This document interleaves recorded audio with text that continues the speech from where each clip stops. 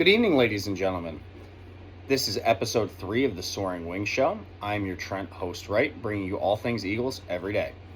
Today I will be wearing, in honor of the topic of conversation, a Jalen Hurts Kelly Green jersey with the accompanying Kelly Green hat. So let's get right into it. This is part 2 of the Eagles Golden Age series, a series that I'm very excited to be doing. I've been wanting to do this for quite some time before I even started the channel. And today we're going to be focusing mainly on Jalen Hurts, the field general, the operator on the field that keeps this thing rolling. I will explain not only why I think he's the quarterback for the present, but for the future in order to keep this era of Eagles dominance continuing.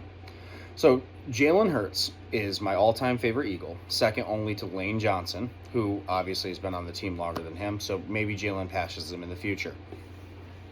He is also, in my opinion, one of Howie Roseman's greatest draft picks, and Howie's had a lot of great picks. Just see my previous video if you haven't, check it out.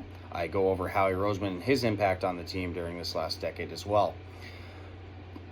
Jalen can be viewed as an elite quarterback if you just remove any biases about what you think a quarterback is supposed to look like. If you actually look at his production on the field, his tangibles and intangibles, you'll see why. So in terms of tangibles, he is one of the best deep ball throwers I have ever seen. And currently in the league, he is, in my opinion, the best deep ball thrower. He has 39 deep ball touchdowns since 2022, which is first in the league. 3,476 yards, which is fourth in the league, and 77 big-time throws. All of this has been since the 2022 season, which his career really kicked off under Shane Steichen. All you have to do is watch the tape of Jalen where he sits in the pocket comfortably to wait for Smitty or AJ to get open and just uncorks a beautiful ball that hits them right in the breadbasket. I can think of numerous times. I've seen it happen in person too. Ironically, all three of these touchdowns that I'm about to describe happened in Eagles-Giants games in which I was in attendance. The 4th and 7 Smitty touchdown in the pouring rain against the Giants back in 2022 was amazing. I actually saw Smitty run into the end zone. I had in-zone facing seats, so that was really cool to see. And then on the next drive, after we would force a fumble and recover it, it would be a one-play drive in which he would launch a 40-yarder to AJ. In addition, I would go back to the MetLife for another game that I would attend with my wife, and I would watch him uncork one to AJ on a 4th and 3 play, in which he placed the ball perfectly to where it would hit AJ in stride for a touchdown, again on a 4th and 3 play. The haters will tell you that the coaching staff does not trust this man to throw the ball, but that is far from the case. So another thing that he was elite at is the tush push, a play that was so controversial and so dominant that it was almost banned at multiple times during league meetings and just during other bitching sessions that other teams would come up with. The reason he's elite at the tush push is because he can squat 600 pounds, something that most quarterbacks and most NFL players, frankly, cannot do. His low to the ground center of gravity and his immense leg strength allows him to power through like a running back in many situations, whether it be short yardage situations such as the tush push or just scrambling for a few extra yards and refusing to go down like he did in the Rams game of 2023, in which his knee got blown up as he was rushing for a first down, but was still able to maintain contact balance and pick up an additional 10 yards. In terms of other tangibles, he has good mobility, as we can see just from his general ability to scramble and find receivers open downfield. In addition, we can see his mobility at play when he rips off long runs, like his career-long 44-yard against the Rams in the 2024 playoff game to open the game. In that run, he ran right up the middle on a QB draw, but was able to shake tacklers and continue to sprint all the way to the end zone with the whole defense trailing him. So he's faster than you would think as well.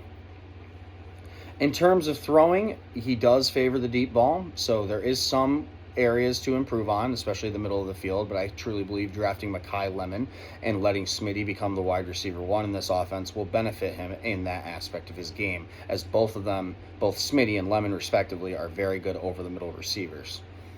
In terms of intangibles, he has brought stability to the position. Not only does he have a extremely high winning percentage of roughly 64% of his starts, he also is what I call a no empty calorie player. He might not have the biggest stat lines, but he's incredibly efficient. For instance, if we take a look at his best performance, in my opinion, in a non-playoff game, it would be Buffalo at home against Buffalo in 2023, in a game in which he had 5 total touchdowns, 3 passing, and 2 on the ground, for 200 yards passing and 65 rushing yards. In addition, it was a torrential downpour that game, and I saw him pull off the greatest throw of his career, in which he rolled left, actually. He always rolls right, so this was a surprising play. He rolled left and launched a deep ball to Olamide Zaccheaus, not exactly a household name. It was his third-string receiver at the time. On a rope, on a 3rd and 15, gotta have it play when they were down against Buffalo in a downpour to the back of the end zone. If you haven't seen the clip, go watch the highlights from that game. Josh Allen, who's my second favorite quarterback, had an incredible day as well. Hurts was able to best him in overtime, though, on a run that he bounced to the outside on his own. And with Tony Romo on the call, Tony was saying this is what champions are made of, as Hurts strutted into the end zone.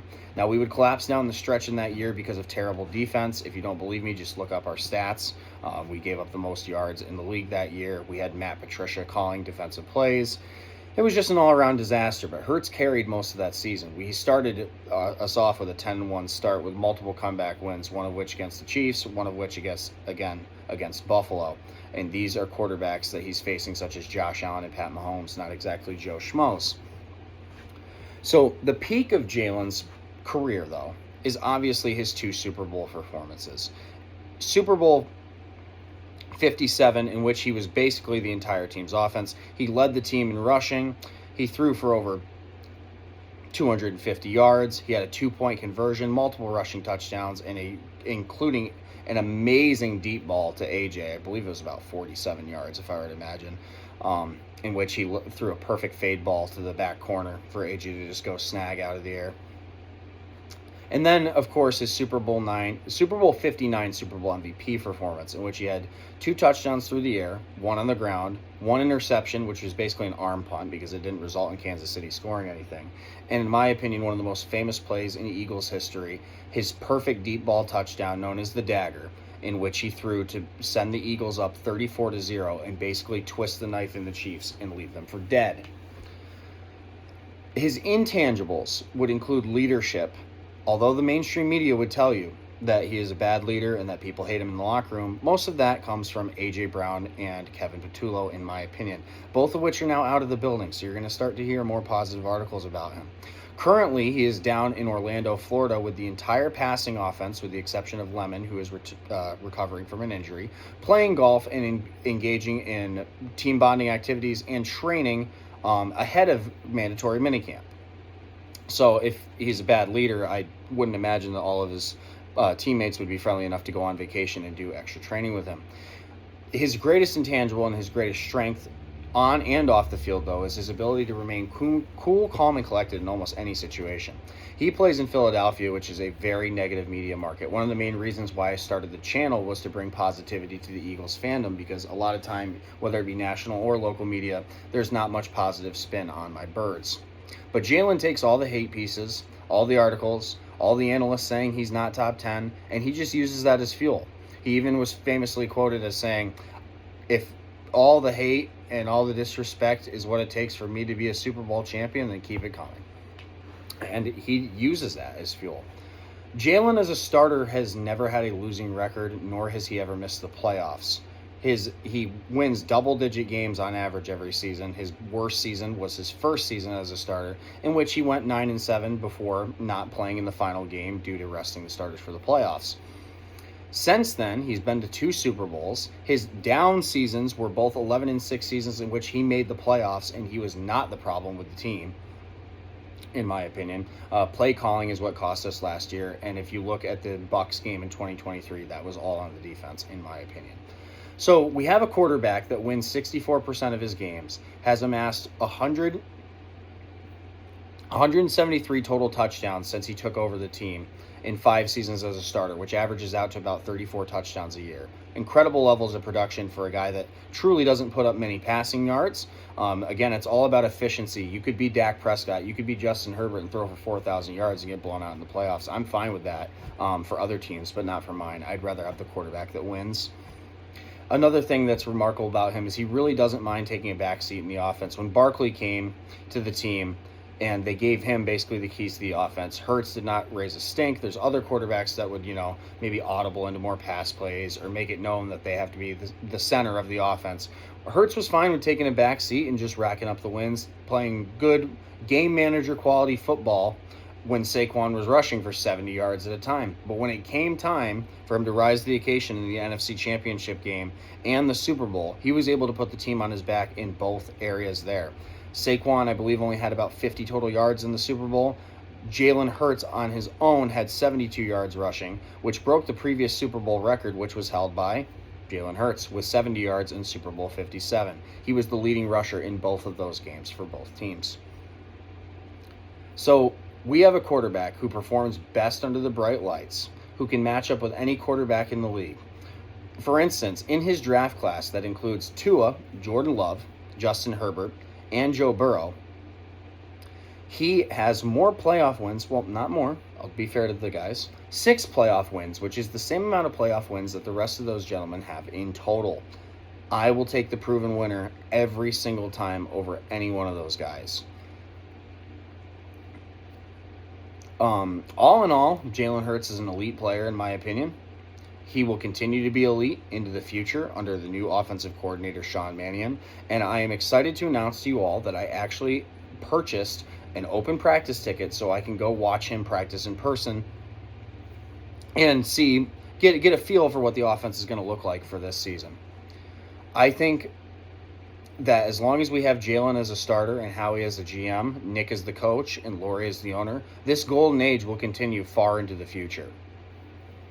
I'm excited to see what the future brings with Jalen at the helm and with the accompaniment of those other people such as Sirianni, Lori, and Howie.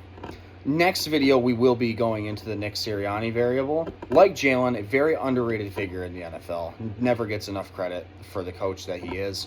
So we'll be breaking that down in the next one. Until then, I've been your host, Trent Wright of the Soaring Wings Show. Like, comment, and subscribe, and stay soaring.